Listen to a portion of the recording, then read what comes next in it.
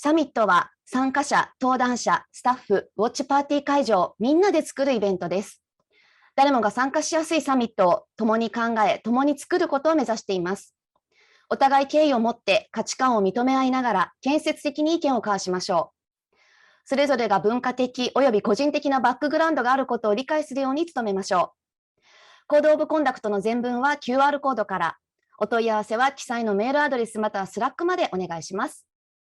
スポンサーの皆様をご紹介します。特別協賛 TIS 株式会社、Yahoo! ジャパン、協賛インフォラウンジ、UD トーク、グラファー、一般社団法人官民競争ハブ、スマートシティインスティテュートジャパン、自動処理、PWC、公園、デジタル庁、経済産業省。はい。コードフォージャパンサミット2022、ご覧の皆様、こんにちは。このセッションはメタナララボとは一体というタイトルで進めていきます。このセッションを担当します、コードフォー大和郡山の本田と申します。よろしくお願いします。で、今日はですね、このセッション、もともとホームページ上では私の名前しか登録されていないんですけれども、ちょっとこの取り組み、一緒に立ち上げた他のメンバーもゲスト出演ということで途中で参加していただこうかなと思っていますので、ぜひお楽しみください。では、セッション進めてまいります。はい。で、最初にですね、登壇者紹介ということで、それぞれ後ほど自己紹介はしてもらうんですが、一旦今の段階でちょっと声出しだけお願いしたいと思います。私は、本健と言っています。で続いて、おっくん。おっくんです。よろしくお願いします。はい、よろしくお願いします。はい、続いて右のこの激しい写真のさきこさん。よろしくお願いします。いいっすね。いいっすね。よろしくお願いします。はい。この3名で、後ほど最後の方ですね、ちょっとパネルディスカッションというか、対談をしたいと思います。はい。で、今日は、この結構3つのコンテンツで進めます。まず最初に、このメタナララボとは一体ということで、私の方から、全体の説明をします。で、その後紹介、それぞれ自己紹介して、最後、少しディスカッションという流れになっています。はい、で、ここからはちょっと私の方で進めます。メタナララボとは一体ということで、何なのかと。ご存知の方ももしかしたらいるかもしれませんが、進めていきます。このメタナララボというのはですね、奈良県内の、特にテクノロジー系の活動を、緩くつないで面白い取り組みを仕掛けていこうという、出来たての任意集団になります。このメタって言葉はですね、超越という、何かを超えたりとかするという意味を持つ言葉になっていて、様々な人や取り組みを超越して新たな価値を創造したいという意味を込めています。じゃあですね、この言葉から想起されるメタバースのこともやりますけども、それがメインというわけでもありません。ただ、まだ立ち上げたばかりなので、いろいろ模索していますというところです。はい。で、なんでこんなことをやろうと思ったのかというところ、経緯なんですけども、私自身ですね、本田と言いまして、2017年から、このコードフォー大和郡山という、奈良県の大和郡山市を中心に、シビックテック関連の活動を今も継続しています。で、もともとは奈良県出身ではないんですけれども、もう15年ぐらい住んでいます。で、実は奈良県、シビックテック活動盛んでして、2014年頃から、この右の図にあるようにですね、駒や奈良市、あと三校とかっていうところも、活動がどんどん継続していって、このアーバンデータチャレンジという、オープンデータのコンテストなんかにも、連携して、取り組んでいるというところです。で、ちょっとだけそれぞれの活動を振り返ってみますと、奈良県内で一番最初に誕生したのはコードフォー生駒さんで、2014年頃から取り組んでいます。で、結構こう防災系の取り組みだったりとか、あと、地域の居住者の方の移動を支援する話。結構ですね、大阪に通勤する方々のベッドタウンというか、そういった若い方々も入ってくるような地域なので、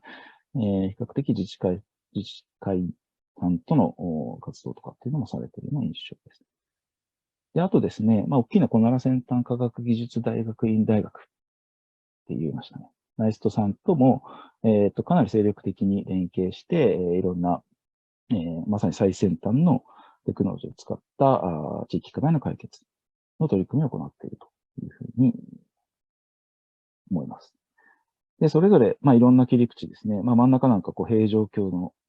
跡で旗揚げということで、非常に面白いイベントだったんですけども、で、最近だと一番右側にあるような、この試し場っていうアプリも、開発されて、公開されているというところです。で、かけしさんは、コードホイコマも参加されていると思うんですけど、さきこさんでした。すいません。この試し場はどんな感じですか？はい、今、ちょうど今度市のイベントやるときのアプリを先端大の先生に作ってもらってるんで、そのお試し版を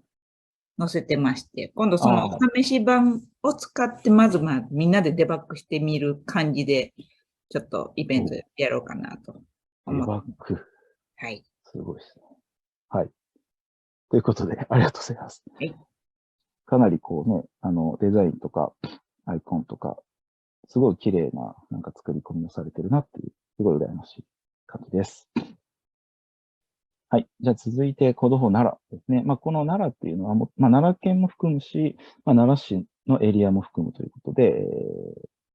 結構幅広く活動されている印象です。で、もともとですね、地図系の取り組みが多くて、マッピングパーティーとか、この車椅子の方向けの情報を収集するようなアイデアさん。で、あと最近はですね、この右端みたいな、エンジニアのたまり場ということで、あるスペースで、夜通しお話をしていくという、飲み会の延長みたいなところもやっていて、結構緩いコミュニティを作られているような印象です。はい。で、私がやっているコード4大和郡山ですね。ここは2017年から始めて、この奈良県大和郡山市っていうのがですね、金魚の特産地ということと、あと城下町ということもあって、そういった地域の、魅力をより際立たせるような取り組みに軸を置いています。真ん中にあるようなこの金魚の品種がわかる、アプリですね。そういったものも、プロトタイプを作って、アバデンターチャレンジに応募したりしていました。はい。で、各地の取り組み、主だったところそういうところなんですけども、奈良県全体として、力が結集されたというのが、このコロナ対策サイトになります。これも、ある子供奈良の方が、代表の方がですね、そういえば奈良ってこのサイト作ってないよね、みたいな呼びかけから、かなり動き出した、印象です。で、私も途中から入って、このロゴだったり、少しデザイン周りをさせていただいたり、中身はちょっと私は実は専門外なので、かなり詳しいエンジニアの方がいろいろチャレンジしていっていました。で、見た目各県、他の県にもあるような、対策サイトが出来上がって、結構アクセス数も多かったと言っています。で、あとですね、連携の活動として、アーバンデータチャレンジという、この、コンテストへの、地域拠点での活動ということで、毎年やってまして、今年もやろうと思っています。例えばこういった、奈良市の新しい、駅とかですね、いろんな、街に関する動きがある中で、そこに、どういった要素が必要かなとか、欲しいかなというのをアイデア出しする。こんなイベントも、共同してやっています。はい。で、いよいよですね。で、2020年になって新しく立ち上がったシビックテンク団体があって、非常に嬉しく思っています。これは、おっくんさん、柏原の方でですね、取り組んでいっているので、ちょっと軽くご紹介いただけますか。はい。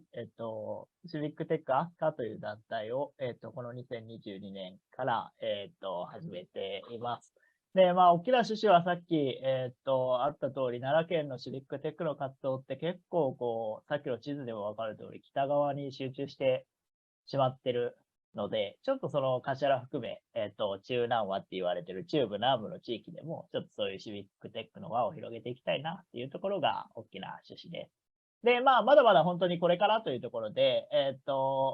大きくはまあ、キックオフみたいな感じで、ちょっとどういうことができるか考えていこうみたいなところから、あとはちょっと具体的にこう、できることを増やしていこうみたいな形で、こう、講座をやってみたりとか、ちょっとそういうところから徐々に始めていってるようなイメージです。で、まあ、その、市内の中高一貫校の、学生とかと組みながら、ちょっと若いこの目線で、地域課題解決というところに、チャレンジしていければなと思ってます。以上です。はい、ありがとうございます。いや、非常に嬉しいというか、やっぱ切り口がまたね、違うので、新しい風が吹いていくような気配がしています。非常に期待大ですね。で、特にこの、また後ほど地図出しますけど、おっしゃったように、奈良県って縦長なんで、エリアを広げていくっていう意味でも、大きな一歩かなというふうに。で、その学生さんですよね。若い方と共同できるというところも、非常に新しい切り口というか、今まで我々でなかったような部分になります。はい。ちょっと一瞬入りましたか。で、続いてですね、ちょっとシビックテックという、いわゆるそう呼ばれているような活動、コード4という活動以外にも、もちろん奈良県内いろいろな取り組みがされています。で、テクノロジー系というところでいくと、いわゆるコーダー道場ですね。奈良では奈良と生駒で、場所を設けて、定期的に活動されています。で、あとはこういった電子自治体アドバイザークラブとかでもですね、長く活動されているところ、年代層が若干違ったりしますけれども、やっぱりいろんな切り口でされているなというところになります。はい。で、あと今度はですね、そのテック系に限らなければ、もっともっとやっぱりそのが広がっていきまして、もちろん我々、コード法何々が活動する前から非常に、精力的にされているという活動もあります。で、例えば、出してるのは、編集奈良という、団体さんで、ここはですね、かなり交流イベントだったり、学生さんとの共同プロジェクトとか、あと奈良の情報発信みたいなところを、かなりやられているので、こういったところ、情報は共有しながら、我々も意見交換とかしてるんですけれども、もっと、つながれたらな、というふうに思っています。はい。ということで、ざっくりですね、本当、奈良県内の活動一部ですけども、いろんな活動が広がっていて、我々自身も刺激を受けながらやっているというところです。で、ただですね、もしかしたらそのテック系とか、テクノロジー、少しハードル高いと思われているようなIT 関係の活動を混ぜていくと、もっと面白くなるんじゃないかなというところを考える。で、他の地域そういった取り組みないのかなというふうにちょっと探していたところ、まさにですね、シビックテック全千葉という、それっぽい、キーワードを見つけまして、ちょっと探してみようとか、調べてみようということになりました。はい、で、いろんな方のつながりで、直接お話を聞くことができました。このシビックテック全千葉の代表されている白沢さんという方ですね、ちょっと奈良にわざわざ来ていただいて、どんな活動なのかとか、奈良での可能性というところもお話しいただきました。はい。で、このシビックテック全千葉ですね、この全っていうのは、オールの日本語版というか、すべての千葉ということですけども、奈良県内のシビックテック系の活動や関連の活動を緩く結ぶアライアンスということで、定義されています。お互いがつながることで、それぞれの活動をより高めていこうとか、支援もできる部分をやっていこう。こういった形で活動されています。で、この右にあるような、千葉のこの地図ですね、千葉県の地図の中でも、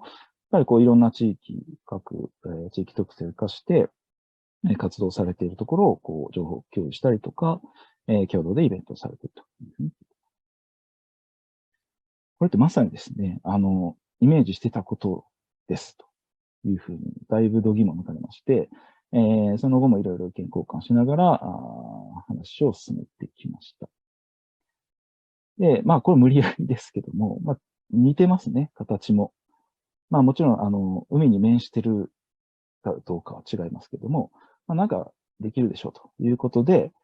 これも2年ぐらい前から考えてはいたんですけど、なかなか実行に移せなかったと。まあ、いろんな事情があり、まして、やったんですけども、いよいよやってみようということで、メタナララボという名前で、爆誕をしました。で、まあ、そのコアメンバーが今日参加している、お二人になります。はい。ということで、まあ、全体の概要は、だいたいそれ、今考えている概要はそれくらいになりまして、ちょっとそれぞれですね、今日参加しているメンバーの紹介に移りたいと思います。はい。で私はですね、まあ、名前は本田なんですけども、一応このコードネーム的に本件とここで呼ぼうかなと思ってます。で、メタナララボでは、まあ、リサーチャーといろんなところで、調査研究をしたいなという思いでいます。で、特にまあ、今年、去年あたりから、iPhone とか iPad Pro のライダーセンサーが登場して、まあ、かなり衝撃を受けまして、まあ、これをもっともっと使い倒したいなというところで、今も、まあ、道端でですね、面白い、なんか、オブジェクトとか、私物があればスキャンしてしまうという、ちょっと禁断症状が出ています。はい。まあ、で、本業は、一応デジタル系のことはやってまして、まあ、建設業界さんと土木業界さん向けの技術コンサルティングなんかをやってます。で、マトリックスとかの映画がかなり好きなので、まあ、こういった世界観っていうのは、非常に、まあ、実践できるといいかなと思ってます。はい。で、ちょっと繰り返しになりますけど、奈良県の大和郡山市ですね、私が、まあ、シビックテック活動を行っているフィールド、まあ、大体こんな風景というか、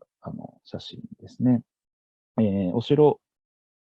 自体はないんですけど、お城の跡があって、いろんなイベントだったりとか、まあ街並みで行くと、こういった町屋が並んでたり。まあ、やっぱり金魚が、中心にあるかなというふうに。あと、ざっとこれまでの活動、実はテクノロジー系以外でも、まあ、空き家の利活用を進めないに一緒に他のメンバーとやってみたりとか、まあ、いろんなこう、いわゆる街づくり系、コミュニティづくりのイベントというのも関わらせてもらっていました。まあ、そんな中で2017年にコードフォーヤマとコードヤマを、立ち上げまして、まあ、ここもですね、結局先輩方、生駒や奈良の活動を聞いて、まあ、郡山でもできるかなと。まあ、やったら楽しいかなということで立ち上げたという流れに。はい。で、まあ、ここもですね、まあ、金魚 AI ナビとか、飼育日記アプリとか、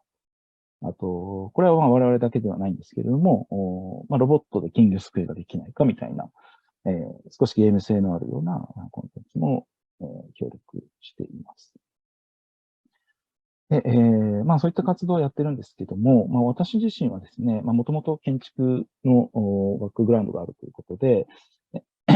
まあそういった建築とか都市との関わりっていうのはより強く持っていきたいなというふうに思っています。で、そこにまあ IT とかテクノロジーが掛け合わせると、まあなんかやってて楽しいとか、自分の学びにつながるみたいな、ことを主軸に置いて、まあ結果的になんか街の誰かが喜ぶとかですね、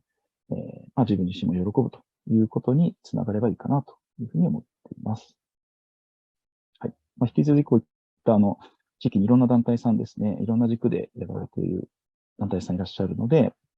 そういったところと連携しながらやっていきたいなというふうに思っています。で、ここにまあもう一個、メタナララボがくっついてくる感じですかね。はい。最後、ごめんなさい。私の最後は、おすすめスポットですね。これ、ここ見てどこかわかる人は多分郡山市の人しかいないと思うんですけど、これはですね、まあ、金魚飼育してる池になります。それぞれのこのマスというか、資格の中に、いろんな種類の金魚がそれぞれ分かれて、飼育されて、全国のお祭りに旅立っていくというか、そういった、飼育の状況です。おすすめというのはなかなか他の地域では見られないかなというところで、紹介をしました。はい。私は以上です。では次、奥に行きましょうか。ビデオをオンにしてお願いします。はい、おっくんです。エージェント O って書いてますが、はい、メタララボに、はい、参加させていただいてます。で、私自身は、もともともう橿原生まれ、橿原育ちで、で、東京でコンサルティングファームを経て、今は橿原市内で会社をやってます。で、そういう意味だと、そういう意味で、シビックテックのアスカっていうところを最近2022年、さっきあったように、立ち上げた人です。で、趣味的ではなんか旅行とサッカー観戦ぐらいが好きで、で、学生時代に世界一周しながら、今も70カ国弱ぐらいかな。いろんな国を行ったりしてます。で、活動としてはなんか今会社で大きくやってるのとかは、経営と IT のコンサルティングっていうところで、経営改善とか、業務改善とか、なんかそんなことを会社としてはやったりとか、あとはそのメディア運営みたいなので、橿原市紹介するメディアを作ったりとか、あとは、橿原の観光大使とか、そんなこともやったりします。なんで、なんかそういう意味だと、他お二人ともちょっと毛色が違って、あんまりこうデジタル分野に特化したというよりは、比較的こう、もう少し、違う分野のこともいろいろやりながら、デジタルもやってるみたいな感じの人です。で、次のページですか。一個だけちょっと突っ込んじゃうと、これ、最近行った国はどこですか？最近行った国は、一番近々で行ったのは、直近はモザンビーク。アフリカのモザンビークという国に行きました。なんかもう、はい。さすがっすね。どこかわからん。コロナ前に行ったんですけど、すいません、ビーチが綺麗なんで、ぜひ行ってみてください。ああ、いいっすね。ありがとうございます。ちょっと気になったんで。はい、じゃあ次行きます。はい。で、その旅行とかをしてて、やっぱりこう、僕が奈良に戻ってきた一番のきっかけは、こう、旅行して、私奈良出身だよって言っても誰にも分かってもらえないみたいなのが一番のきっかけで。なんで、それではちょっとなんかそれが悔しいなみたいなんで、こう、奈良に戻ってきたりしてます。なんで、ちょっと奈良がもっとワクワクする場所になればいいなとか、ゆくゆくはこう、奈良っていう場所が世界に知られる場所になればいいな、みたいな、そんなちょっと野望も持ちながら、いろいろ動いているというところでございます。なんで、バックグラウンド的には次のページかな。次のページで、こう、本当に、デジタルに関わらず、こう、メディアを作ったりもしてて、奈良県のテイクアウトデリバリーの店舗を紹介するメディア作ってみたりとか、橿原市民向けの橿原を知ってもらうようなメディアを作ったりとか、なんかそんなことをしていたりします。で、左のやつとかはもう本当に紙でフリーペーパーで配ってたりもするので、そういう意味だと全然じゃあデジタルって何なんだっけっていう話はあるのかなと思いながらおります。で、次かな次、で、それ以外になんか地域でプロジェクト立ち上げたりもしていて、これ今まさにそのシビックテックアスカっていうところにも関わってくれている子たちですけど、ちょっとその地域の学校の生徒と地域の大人、事業者をこうつなげながら、新しい価値を創造していこうよというような活動を、地域の学校と一緒になって、やったりもしてます。で、次かな。で、本業の方は、ここに書いてある通りで、さっき言った通り、あんまりこうデジタルというよりは、どっちかというとこうデジタルというところを手段に、ちょっとどういうことを解決していきましょうか、どういう課題を解決していきましょうか、みたいなところをこうメインの領域としてやっているのです。なんで、全般で言うとやっぱりこうデジタルというところをあくまでこう手段として使いながら、本質的にはやっぱりこう地域っていうところをより良くしていくみたいなことに、こう焦点を当てていろいろ活動をしてたりしてます。で、最後、ちょっと簡単ですけど、橿原市のおすすめスポットです。で、藤原旧跡っていうところです。で、日本で一番古い都とかも言われてて、あとは、今、世界遺産もこう目指してたりしている場所ですが、個人的に、あ、そうなんですよ。ここと飛鳥村のいろんな史跡とこう合わせて世界遺産を目指していこうみたいな形に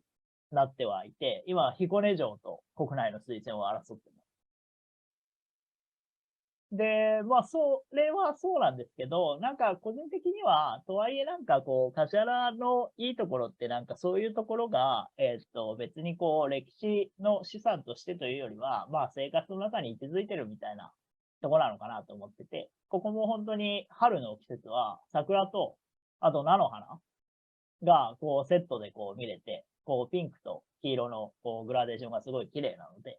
なんかそういう意味でも、なんかそういうところで、まあ歴史の資産としてというよりは、まあ橿原市の生活のこう一部として、なんかこういうところはいいなと思っております。奥くんからは以上です。はい、ありがとうございます。そういう写真なんですね。なるほど。確かに、このコントラストあんまり見えないかもしれないですね。そうですね。いや、僕個人的にはすごい綺麗だな。はい。あ、じゃあ春に行けばこの風景が見れるかも。そうです。春に行けばはいこの風景が見れるかも。今はぜひ。これからの季節は逆に言うとコスモスがあるんで、コスモスを見おーてぜひ来てください。マジですか。ありがとうございます。ぜひはい行きたいですね。はーい。じゃあ、次、滝子さん行きますか。大丈夫ですか起きてますす起きてますよ。起きてますよ。みません。はい。よじゃあ、お願いします。ろしくお願いします。生駒市在住の咲子でございます。在住です。まだ3年目です。でメタナララボではシャーマン担当してます。生駒市ってあんまどこか知られてないんですけど、京都、大阪、奈良の間らへんにあるような場所になります。次のページお願いします。はい。シャーマンなんですね。シャーマンです。シャーマンにちょっとあんまり深掘りしないでおきましょうかね、今。シャーマン始めました。はい。はい、出身は奈良市でですね、大学から東京に行きました。当時は奈良って言ったら、みんながライブしてくれない街だったんで、東京の大学に行ってライブ行くぞってことで地図帳で探して大学行きました。で東京の会社にそのまま就職して、もともとハードウェア開発の人間だったんですけど、ちょっと事業開発ってことで、モビリティだったりとか、街づくり系のことをやって、奈良の仕事関わるついでに、転職活動ちょうど生駒市がなんかやってたんで、転職して生駒市に引っ越してきました。で、たまに、フリーで、お菓子配ってます。はい。ありがとうございます。いただきました。はい。で、バーチャルな活動としましてはですね、本田さんに、そそのかされてですね、iPad を買ってしまいまして、すみません。ライダーでスキャンして、生駒の街をこうスキャンして、ちょっとメタバースな世界作って、この前、コードフォー生駒の中で、その中でみんなでわちゃわちゃしてみようみたいなことをやってました。はい。次のページお願いします。生駒のおすすめスポットとしましてはですね、シャーマン始めたんで、稲倉神社っていうところ、今、一押しスポットですね。だいたい昼間行っても怖いような大きい岩倉がありまして、絶対塩持って行った方がいいような場所っていうので、今、一押しスポットとして挙げてます。はい。以上です。あ、そうなんです。ありがとうございます。はいそういう意味があったんですね。はい。これ、近いんですかこれね、めっちゃ不便な場所にあるんですよ。この前、私が大好きな某アーティストがですね、生駒の稲倉神社がおすすめだと。奈良で神社巡りするならぜひ行ってほしいって言ってるんですけど、まあまあ行きづらいところにあるし、行ったとて何があるって言ったら大きい岩があるぐらいで、ただただ何かが取り付きそうな雰囲気があるんですけど、毎週行って毎週それなりのご利益を得てるので、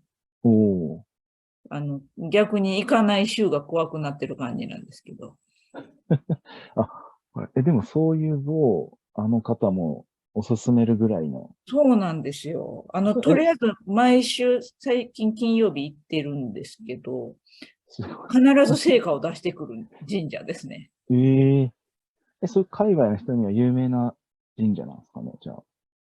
詳しい。地元の人もほとんど知らなかったぐらいの。あ、そうなんですか。じゃあ知られざるこれ穴場というか、そうですね。なんかまたキーワード化せたいですね。結構神武天皇と関係する歴史に絡んでるので、橿原ともつながります。確かにそうですね。はい。ぜひ奥にも来ていただきたい。ですね。来週行きます。よろしくお願いします。ということで、ありがとうございます。はい。という、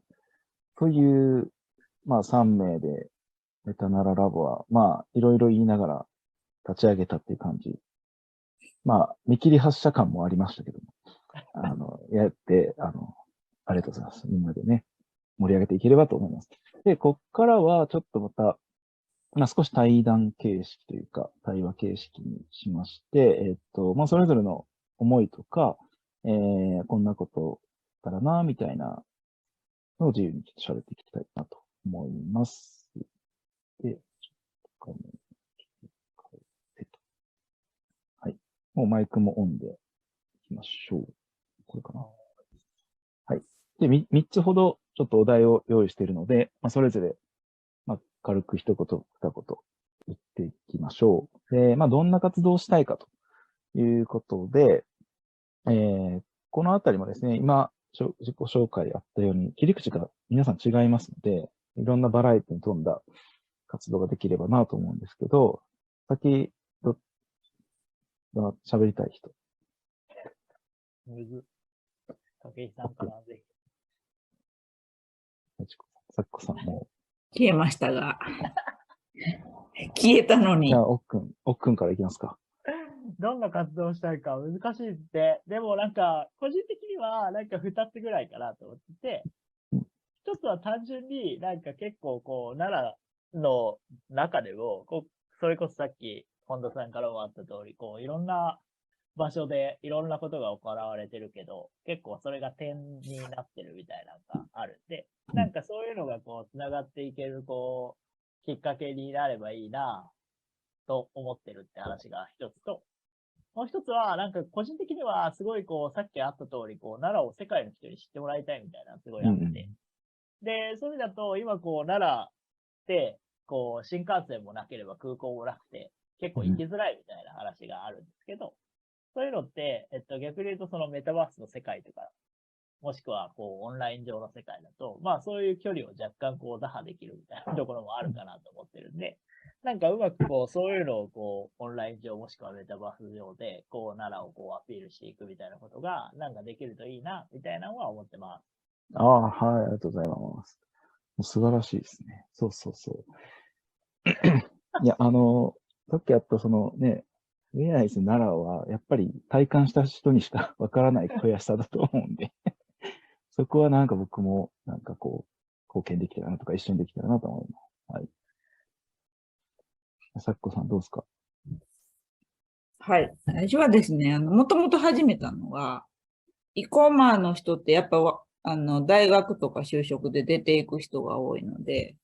そういう人たちがもう一回関わるきっかけになるというか、昔の知ってる街並みでわちゃわちゃすると、なんか、まあ、関わりしろとして残せないかなっていうのと、あとは、この前、とあるお寺の副住職と話して、めっちゃメタバースに興味持ってて、そのお寺の人が、まあ、過去と未来をつなぐのがお寺の役目だみたいなことを言ってて、そのお寺昔から人を育ててる、で、生駒志士にも書いてあるようなお寺でなったんで、なんかそういうような昔からこう、過去から未来に文脈をつなげるみたいなところで、ちょっとバーチャルの世界も使えられないかなっていう妄想をしてます。ああ、すごい。ありがとうございます。はい。そんな意外に真面目でしょ。ちょっと今、びっくりしてますよ。いい意味で。壮大ですね。なんかロマンありますね。過去から未来をつなぐ。もうかなりもう新機軸プロジェクト出出来上がりましたね。はい。まあもうね、歴史のものはいっぱいあるので、確かに。その見せ方によっては、やっぱり、それこそ海外の人とかね、生駒何もないって言われがちなんですけど、海外目線で見たらそんなことないって言われたりもするんで、そういうところをもっと掘っていきたいですね。はい。ぜひ。ありがとうございます。いいですね。ちなみには、私は金魚をスキャンしたいっていうところとか。なんかまあ、今 3D 系、まあ、コード4大和郡山でもやるんですけど、そういう、ちょっと撮らせてもらえませんかツアーをやりたいな、という思ってます。いいっすね。じゃあ、そんな感じで次行きましょうか。これは、これかなこれで見えてますかね。活動の中で得られそうなことは。ちょっとこれも抽象的ですけど、なんか、まあ、これからやっていく中で、こういうことが、なんかできたらいいな、新しく吸収できたらいいな、とかっていう、期待値的なところあれば、お願いしたいんですけども。次は咲子さんからぜひ。はい。やっぱりこの分野だと、若い世代の人が興味持ってくれたりしやすいし、若い世代の人にもっと入ってきてほしい。もう、私の世代限界なんで。いや、そんなことはない。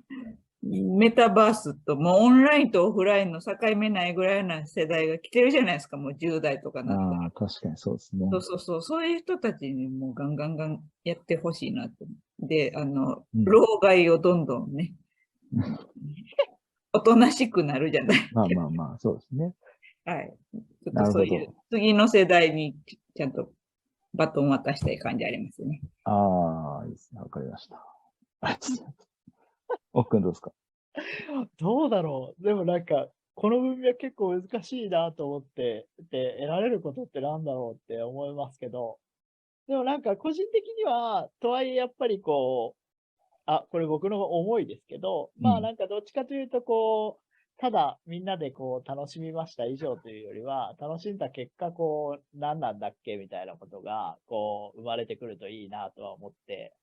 いて、で、それこそスキャンの話とかも、スキャンした結果、なんかこういう活動が生まれましたとか、こういう成果が得られましたとか、なんかそういうことを生み出していけるといいな。めっちゃ抽象的な話すると、そんなことできるといいなと思ってます。はい。そうですね。だからなんか今の、どうなんですかね。例えば、結構わちゃわちゃ盛り上がってる人だけで、自己完結しそうな部分を、もうちょっと波及したいみたいなところですか？いや、そうですね。波及、そう、広げるって話もそうだし、なんか、感覚的にはとはいえなんていうんですかね。結局楽しんで終わりだとなんかあんまり次につながらない気はしていて、本質的にどういう課題が解決できたんだっけみたいなことを、僕個人としては大事にしたいと思います。なるほど。ありがとうございます。そうですね。ちょっとそこに被せちゃうんですけど、僕もさっきやったコードフォー大和郡山は、表向きは地域課題解決ってあんま言わないようにしてるけど、実は裏でそこにつながる、ストーリーとかを考えようっていう、働きかけはあるので、ただ見た目をなんか柔らかくしたいなっていうところで、今の話につながるかもしれないですけどね。そういう話はしたいなと思いますので、ぜひぜひ一緒に、いい企画というか、なんかストーリー作りをできたら、きっと共感も生まれやすいかなと思います。いや、いいですね。ありがとうございます。じゃあ最後、そこも関係するんですけど、今回ですね、立ち上げてまだまだほやほやなので、いろんな方に参画してもらいたいとか、いろんな関わり方があると思うんですけど、どういう人にぜひ興味持ってほしいなとか、一緒にやりたいなとかっていうのがあれば、これもあくまで要望なので、もう今言えるだけ言っとけばいいかな。じゃあ最後先に僕からいきますか、最後。どうぞ。これですね、まさに今日というか今回声掛けしたお二人が、本当はそこの、どんな人に入ってほしいかのこう代表格なんですけど、やっぱりどうしてもこう、テクノロジー系だって、僕だったら建築系とか、そういう、ある種の軸で活動すると同じような人、同じような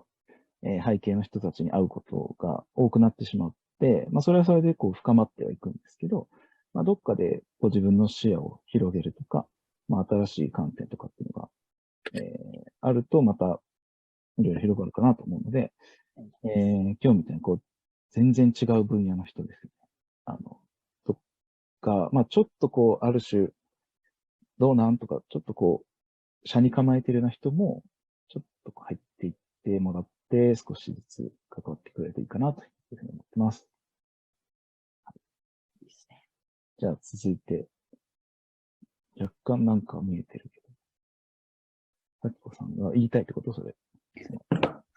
あ、違うんだ。最後がいいってことですね。じゃあ、奥君、行きましょいや、僕はもう本当にさっきのさきこさんの話と被りますけど、個人的にはもう本当に若い人たちに入ってほしいなと思っていて、その追い先短い僕らがやるよりは、こう、どんどん、こう、若い人たちの目で、こう、若い人たちの目で、若い人たちのために、こう、活動していかないと、やっぱりそれが未来につながってこないなって思うんで、もう本当にその子たちが、自分たちが楽しむことをやることそのものが、なんか地域にとってはすごい、こう、未来につながる話だなと思っているんで、もう本当に若い子、それこそ中学生とか小学生とかでも、なんかどんどんこう関わってもらえるような、こう関わりしろというか、余白というか、そうですね。なんかそういうことを作りながら、こう活動していきたいなと思ってるんで、もうぜひご気軽にどうぞと思ってます。はい。ありがとうございます。そうですね。そういう、こう、城は作っていかないといけないですね。はい。じゃあ、さきこさんどうですか？はい、もう全部言われたから、もう言うこともないかな。いや、僕が期待してたのは、そういう、あれなんですね。なんか、呼びたい人がいっぱいいるじゃないですか。はい、でもこう、やっぱテックしてない人とか、新しい人。で、テックしてないってやっぱ若い人って全員テックしてなくて当たり前に使ってる人なんで。ああ、そういう。そうそう。で、課題解決というよりは、なんか楽しい方向に作ってほしいなっていう。多分その楽しいことやってると、多少の課題気にならなくなったり、課題が課題じゃなくなってるかもしれないので、そういうようなことでこう遊びながらやってもらえるとなんかすごい嬉しいなと思うので、そういう人たちがどんどん参加してほしいです。はい。ありがとうございます。そうですね。確かに。じゃあ、これで多分。はい。ありがとうございます。じゃあ、このセッションはこんなところで、最後のまとめに入ります。はい。最後はですね、今までの話を踏まえたまとめになります。このメタナラロボとは一体というところで、ちょっと振り返り含めてまとめをいたします。で、ここまでの話でもあったようにですね、こんな活動を目指していますという大体の方向性は、3つくらいかなと思っています。1つ目は奈良県内のシビックテックとか、テクノロジー系の活動をですね、緩くつなげていって、2番目にあるように、それらの活動を、途中で奥君からあったように、点になっている部分が、もし面になれば、より良いかなという部分はつなげていければなと思います。と合わせて、それぞれの活動を、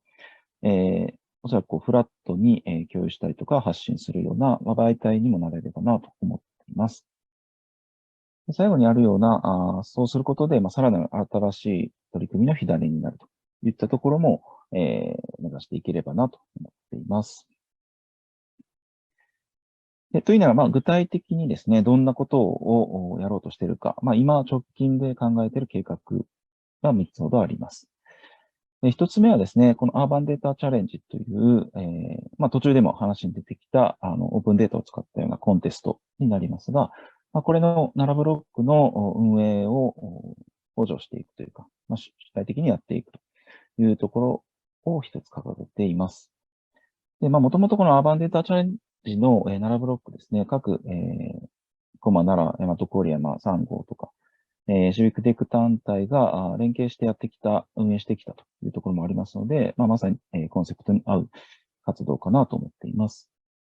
で、2番目にですね、挙げているのは、市民で作るバーチャル奈良プロジェクトということで、これはちょっと私の個人的な思いも強めのものを構想しています。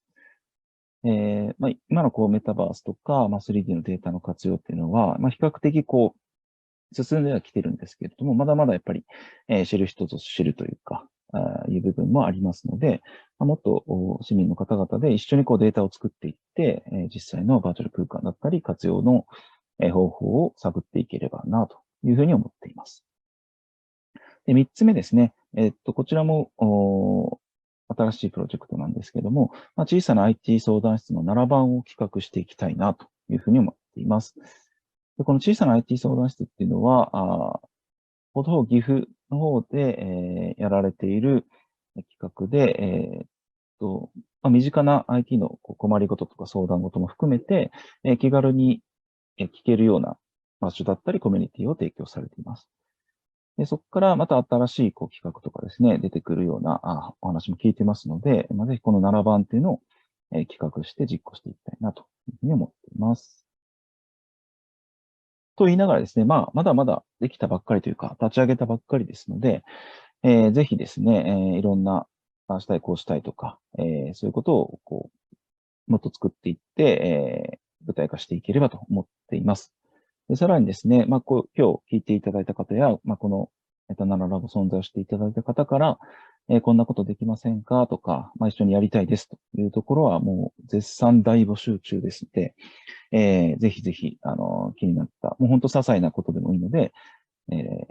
接触、連絡していただければありがたいです。はい。ということで、この、今日のセッションは、このメタナララボとは一体ということで、立ち上げの経緯だったり、やろうとしている方向性についてご紹介をいたしました。まだまだこれから作っていくような内容ですので、ぜひ皆さん